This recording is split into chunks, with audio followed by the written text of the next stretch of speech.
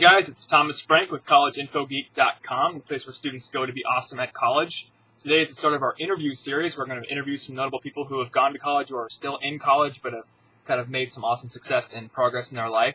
Today I'm going to be interviewing Leo Widrich, who is one of the co-founders of the Buffer app and also a student at the business school Warwick in Birmingham, UK. So good to meet you, Leo. And I guess to start up the interview, just tell us a bit about yourself, why you're studying business at Warwick, and what kind of drove you to take that path in your life. Sure. Thanks for having me today, Thomas. I'm in my second year now at Warwick, and I'm originally from Austria, Vienna, and I decided to come to the UK because, first of all, I wanted to get better at English. My English wasn't very good back then.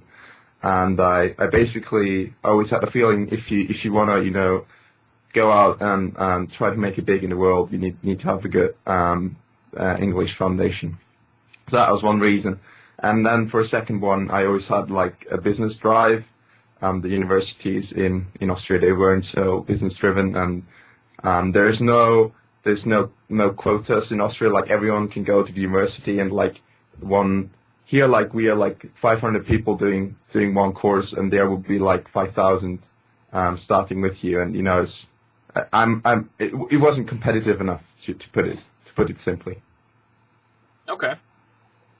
All right. Well, you kind of do an entrepreneurial venture on the side of college, and that's Buffer. Can you tell us a little bit about what Buffer is? Sure. Yeah. Buffer is a Twitter app, and it works very simple. So what it does is, whenever you're browsing a site, you can just click the Buffer button, and that adds a tweet to your buffer. And by doing this, it will be posted for you throughout the day, and it means you can add lots of tweets throughout the day without ever flooding your followers. So the emphasis is really on, you can spend 10 minutes in the morning when you read your news, and you buffer 10 tweets, and then for the whole day, you'll have a good stream of well-spaced out content tweets.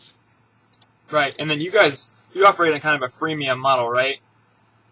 Yeah, absolutely. So we have there's a free version for Buffer, where you can store up to 10 tweets, and you can put one Twitter account in, and then there's like a pro version which costs you $5, or even like an enterprise premium version which costs you $30. And like the more expensive it gets, the more Twitter accounts you can connect, the more space you get, and the more team members you can use even on one Twitter account. So that's basically how it works. Mm-hmm. And I'm actually a pro user, and I am really enjoying your guys' app. It's great. Maybe you know these. What kind of conversion rates do you have for going from free to the pro? Yeah, sure. Awesome to have you as a pro member. That's really cool. So we have a conversion rate of about 3.5% of our users. Oh, wow, that's actually really good. Yeah, we're really happy with that. It's quite decent. So we've just reached about 12,000 users, and we have about 400 paying. So we're really happy with that. Okay, yeah, that's actually really, really good. I know your initial strategy for getting the word out about Buffer and getting kind of a name built for yourselves was guest blogging. And the first time I ever saw you was on Site Sketch 101, but I've seen you on Freelance Folder and Social Media Today and Jauntus Media. How many guest blogging opportunities did you actually get and do? Sure. That's a really good question, and I just remember you said at the start you'll interview Noah Kagan from AppSumo next week, or next week it will be. Yeah. So basically, I learned a lot from Noah. I've been in touch with Noah for a little bit, and one of the things he always said is try to not just, when you have a new product, just spam bloggers and say, now please write about it. And he always said, be on their side, be on their side of the table, and be a blogger yourself, and show up in the niche, help them out with guest posts and that sort of stuff. And basically, I took it from there. And then in the past, I think to date, I wrote about 150 guest posts on various social media and productivity sites, and it worked really well. It's if you write a few posts in your niche and then you start telling them that you now have a new product, then it's much easier, and they will say, yeah, sure, no problem, we'll write about you. Yeah. I thought that was a very good strategy when I first saw it. I first saw your guest post on Site Sketch 101, and Buffer was mentioned in there. And, to me, it didn't look like an advertisement. It looked like somebody was just trying to get out some awesome... Oh, you still there? Yeah, I'm still here. Sorry, what is my video still going? Yeah, your video kind of cut out for a second there. Hang on. Is it back now? Yes. Yeah, okay. But yeah, like I was saying, it didn't really seem like an advertisement. It just seemed like you were kind of just giving us some information about good products out there and good ways to manage our Twitter feeds and things like that. And, I actually went over to Buffer like the same day and got on, and I love it. So, great job on that.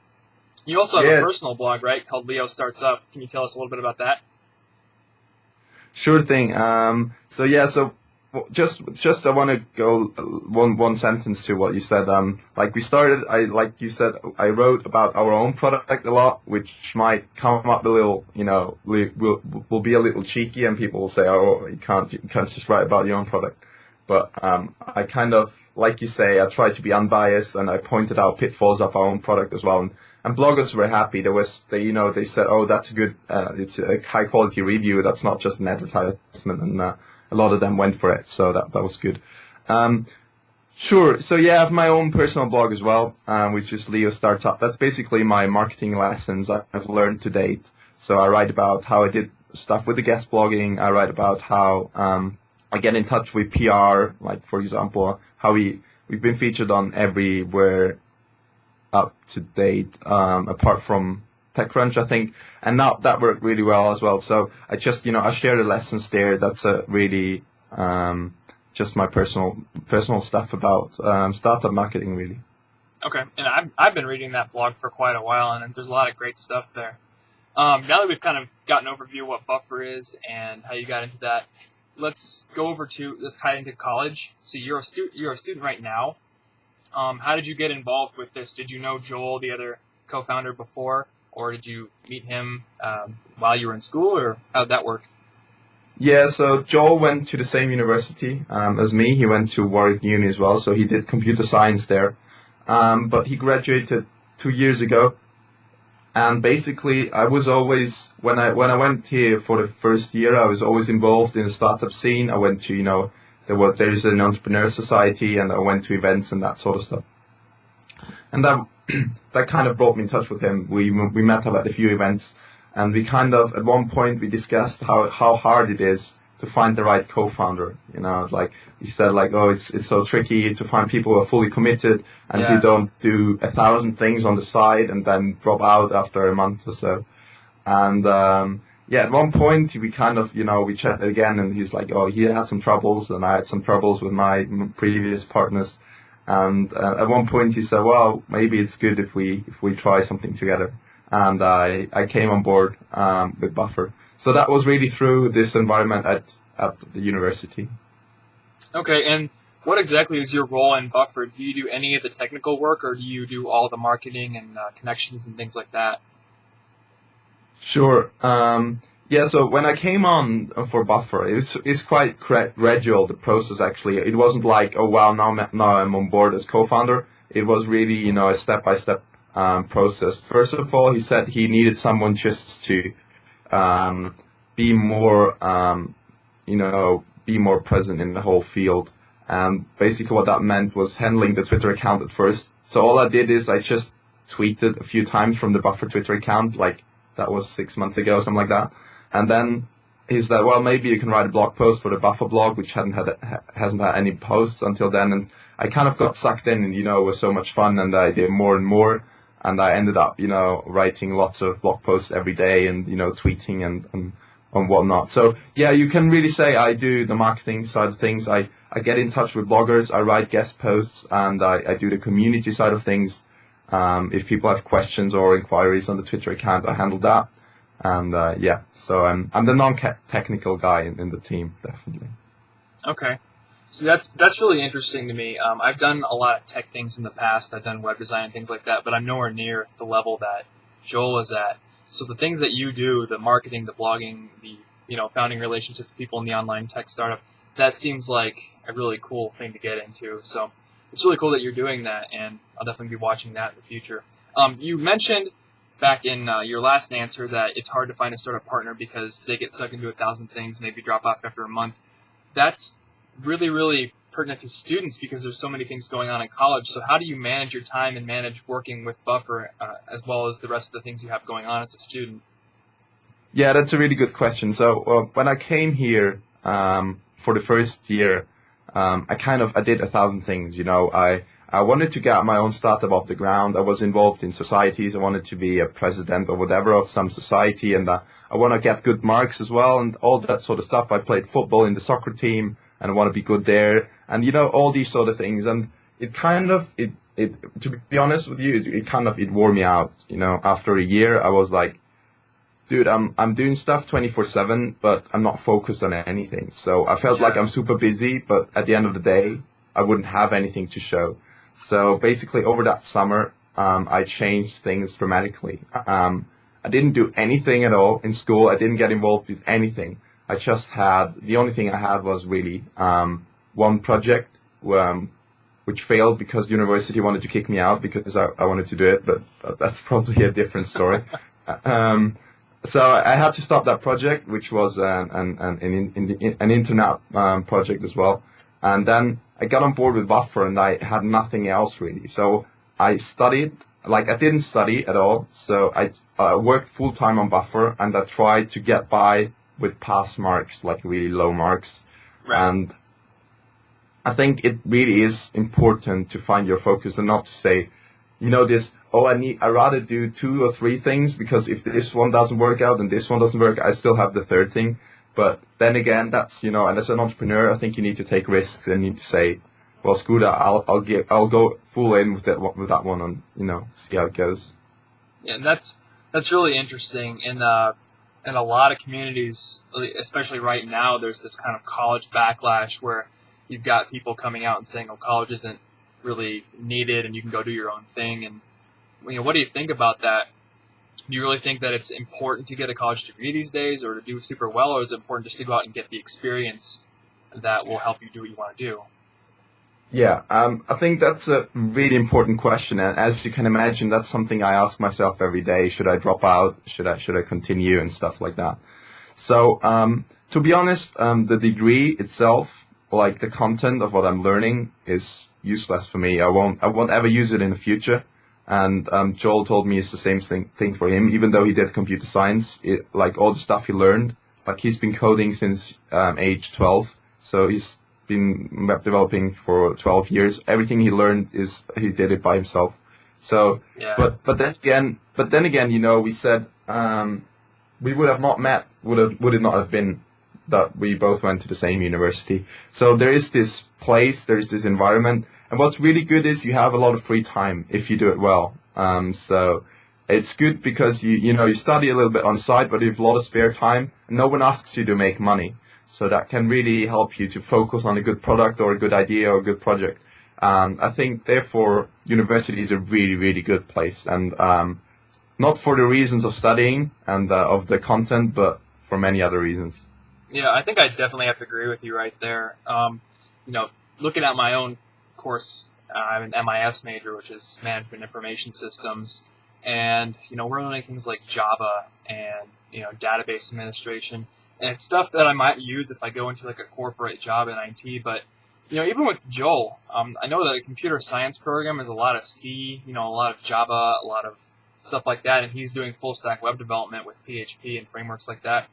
I learned some of that stuff in my jobs. I was a web developer at the campus web development office, and a lot of that stuff is stuff you learn on your own, but it's definitely not anything you're going to learn in class. So you're absolutely right, but I also agree with you on the other point. Going to university is just kind of an opportunity to have that environment where everyone's ambitious, everyone wants to get ahead, and you have opportunities to connect with people, and they're basically just trying to set you up for success, to meet people and to have the resources to figure out what you want to do. So yeah, I totally agree with you there. Yeah, absolutely. I think it's just, there's so many opportunities for you, which don't come with the studying, but if you just keep your eyes open, there's so much other stuff you can do. So I think just, play around whilst you're at university. Of time, you can do things. If you fail, no one's going to say, wow, now you need to support this family without a job. It's not going to happen. You just, you've got free time. Just give it a go.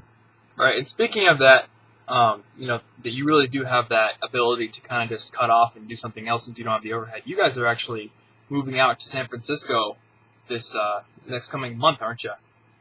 Yeah.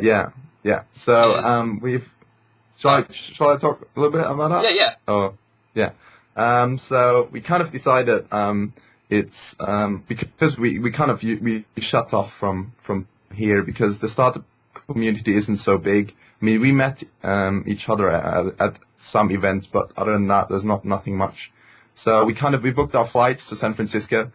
We don't even have a place or anything. We just said we need to travel there and see what the world is like in Silicon Valley. And so we'll stay there for at least 3 months. After that, I think we need to move back to some other place because we can't stay longer in the US. But we're just looking forward to. We've been invited by Twitter, so first thing we're gonna do is go to their offices and say hello. You're gonna go to Twitter's offices. Yeah, they said we should come by because they like Buffer. That's really, really cool. What are some of the plans for Buffer going into the future then? Sure. So basically our big goal with Buffer is, to make you do well or to help you, or our aim is to help you do well with Twitter. And that just for us, that means allow you to buffer from anywhere you are on the web. So at the moment we're in talks with many different reader apps, mobile apps and Twitter apps to integrate with Buffer. So say you're in your favorite reader, which might even be like Reader, and then you can just buffer from there. Or say you're in your, say you are on Flipboard on your iPad, and you can buffer from there. So what we try to do is get Buffer into many different apps, so you can buffer from there. That's one part. So I think that's one of the big things we want to do. And the second part is we want to do a lot more with your Buffer tweets. So once you've sent out the tweet, and via Buffer, we store it for you, and you get analytics, but we want to build that out a lot further. So you can organize them, put them into folders, so it gets kind of a dynamic delicious, because that's all of that is good stuff you've tweeted before. So you might want to get back to it at some point, so you can just, in a Evernote delicious sort of way, order it in the future. So that's the second plan. Okay. Well, since you are so active on Twitter, I know a lot of students don't really see the value in Twitter. They don't realize, why I should get on this site and spend my time on it. So what kind of things do you have to say to students who are thinking about using Twitter or have seen it in the past and don't really know why it would be a useful thing to use? Yeah, so I think there are a few reasons why I would recommend Twitter. I think the first and foremost is if you really have if you really have an interest in a topic, there are chances are that you will find a lot of very interesting people interested in the same topic on Twitter. And it's not like Facebook where you meet your close circle of friends or you can connect with these people, but it's so open. You don't have to send requests or anything. You just hit people up who know some of the stuff. I don't know, maybe like if you're into startups, you just look for people interested in startups and get in touch with them and build your following from there. So the topic or the interest related thing is kind of a really good start. The other thing I want to mention is if you ever want to do your own thing, no matter what, you don't have to start a business but if you ever want to do your own thing, it's a really good place to grow a network and to really connect with a lot of people. And so when you build something, when you come out with something, you have it already a certain community you can show stuff to. And I think that's a really, really valid point. So when you come up with your product and you already have, even if it's just a couple hundred followers, instead of 0, that's a really good place to start. You can test it, you can validate it. So I think having a Twitter following is good in many, many ways. Yeah, and it's I think it's also a really good opportunity just to start branding yourself. While you're a student, you can say this is the area that I'm in, and you can grow that network who knows, exactly what you do. I think we have time for one more question, and I guess that question is, since you are kind of a successful entrepreneur right now, but you're still in school, what kind of advice would you give to students who are looking into going into entrepreneurship? Yeah, that's a really good point. Well, if you really want to jump onto the entrepreneurship road and try to do something in that direction, I think the best thing to do is just to try and focus. So I think Hiten Shah is someone I really respect for his views on entrepreneurship, and he said, "Don't be scared to focus." So one of the biggest mistakes I've made is, try to keep doors open. That's from another book from I can't even remember. He said, like, we always want to keep doors open. If something closes, we want to have lots of other opportunities there for us. So if you want to just give entrepreneurship a go, then don't be scared to focus. Just find a good idea, find people who are interested in the same thing, and get something going. I think that's the most important part. You have nothing to lose whilst you're at university, and therefore I think it's such a great place and such a great time in your life to play around with something. Yeah. Well, hey, thanks for taking the time out to chat with me. You're certainly on the right road, and I'm really excited to see some of the things that Buffer gets into and some of the integration that's going on. I know I have some of my own ideas that I've given you guys, so it's really exciting to see.